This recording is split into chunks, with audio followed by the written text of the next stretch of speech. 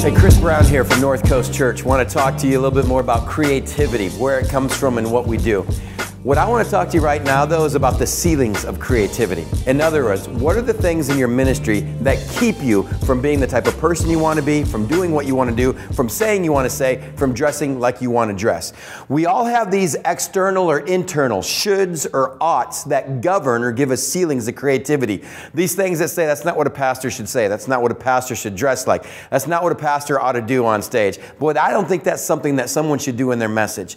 These things are going to greatly inhibit our own creativity. If there is something birthed inside of you that has always said, man, I just wish I could teach this way. I just wish I could do this for a series. I would love to one Sunday just to do this.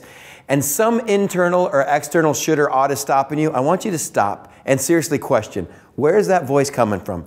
If it's theological or if it's ethical, you better listen to a voice that tells you, don't cross that line. But I have found working with a lot of pastors that external or internal should or ought comes from simply a pre-modern traditional view of what pastors should or ought to be, do, or act like. Now catch yourself on that. If you're allowing your creativity to be governed by a traditional view of what pastors should or ought to be like, it's okay. Just resign yourself to the fact that you are going to draw and reach a very traditionally minded crowd about church and pastors.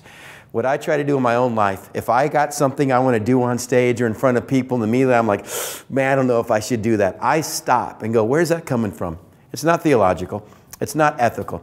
The problem is most pastors don't do that. Most people would think a pastor shouldn't do that. And I stop and go, why? I'm not here to reach mainly traditionally minded people. I want to reach the unchurched, the non-church, the de-church. Those are the people I want to say, doggone it, I'm going to put my kayak on stage. I'm going to put all my rod and reels in the holder. I'm going to have my life vest on. I'm going to pretend like I'm actually fishing offshore because that's the type of pastor I want to be. And I don't want a traditional should or ought to give me a false ceiling that greatly inhibits the creativity God has given me. Where's yours coming from? Examine them. Choose the ones to listen to or not wisely. Keep it moving.